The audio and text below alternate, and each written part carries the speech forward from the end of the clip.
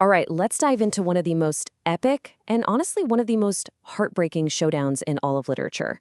We're talking about the story of Rostam and Esfandiyar right from the pages of the Persian classic, the Shahnameh. And you gotta understand, this isn't just a simple battle between two heroes. No, this is a full-blown tragedy, a collision course set by a king's greed and a prince's pride. Right from the jump, the poet Ferdowsi basically tells us, hey, get ready because this is a sad one.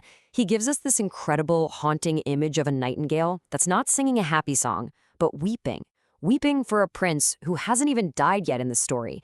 It's some serious foreshadowing, and it just hangs over everything what's about to happen.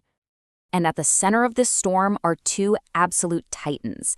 On one side, you've got Rostam. He's the guy, the legendary protector of Iran, the hero of 100 stories. He's the immovable object.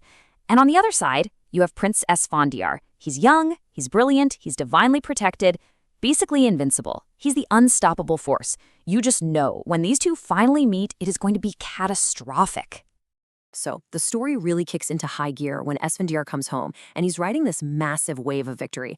I mean, he's just completed his own legendary 7 labors, he's saved the kingdom, and now he walks up to his father, King Goshtasp, ready to collect the prize he was promised all along, the throne. And man, his resume is airtight. He stands in front of his dad and lays it all out. Look, I avenged my grandfather's death, I crushed our biggest enemy, I rescued my own sisters, I even put up with being thrown in a prison by you, and I still came back to save this kingdom when you ran away. I mean, what more could you ask for? The crown is his, fair and square. You'd think it's a no-brainer, right? A proud father passing the torch to his incredible son. But King Goshtasp, he pauses. And in that one moment of hesitation, you can feel the whole story pivot towards tragedy. Because this isn't about what's fair anymore. It's about power. And here's where we get to the dark heart of the matter, the king's real motivation. See, Goshtasp is like a lot of people in power. He's hooked on it. He is absolutely terrified of letting go of the throne, even if it's for his own amazing son. So he starts looking for a way out. Any excuse, any impossible task to delay the inevitable. And he finds his excuse written in the stars. He calls in his royal astrologer, Jasmasp, who checks the charts and just starts weeping. Because the prophecy is crystal clear, and it is horrible. Esfandiyar is fated to die in the land of Zabolistan, and the man who will kill him is Rostam. Now, a good father hears that and locks his son in a tower to keep him safe. Goshtasp, he sees an opportunity. So the king pulls this classic cruel bait and switch. He tells his son, you've done everything, but there's just one last thing. Go to Zabolistan. That old hero Rostam has gotten a bit arrogant. I need you to arrest him and drag him back here in chains. He takes the whole idea of a hero's quest and just twists it into this shameful, dishonorable mission, sending his own son to face the one man the stars have already said will kill him. But wait, before Esfandiyar can just march off to certain doom, there is one person who sees this twisted plan for exactly what it is. His mother, Queen Cation. She hears what the king has ordered and she rushes to her son, trying to stop this train wreck before it happens. In this story that's just dripping with pride and ambition, Cation is the voice of pure wisdom and love. She sees right through her husband's scheme, and she understands the deadly arrogance that's driving her son toward disaster. She literally begs him, please don't do this, don't go after Rostam. She starts listing his greatest hits. This is the man who killed the White Demon. He conquered unconquerable fortresses. He once drowned the world in blood just for the sake of honor. She's trying to make him understand that Rostam isn't just another warrior. He's a force of nature that you just don't poke.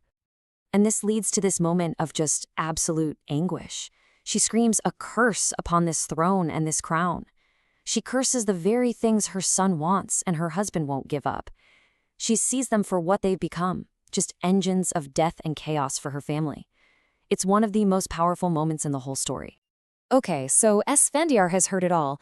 He's got the manipulative command from his father on one shoulder and the desperate, loving plea from his mother on the other.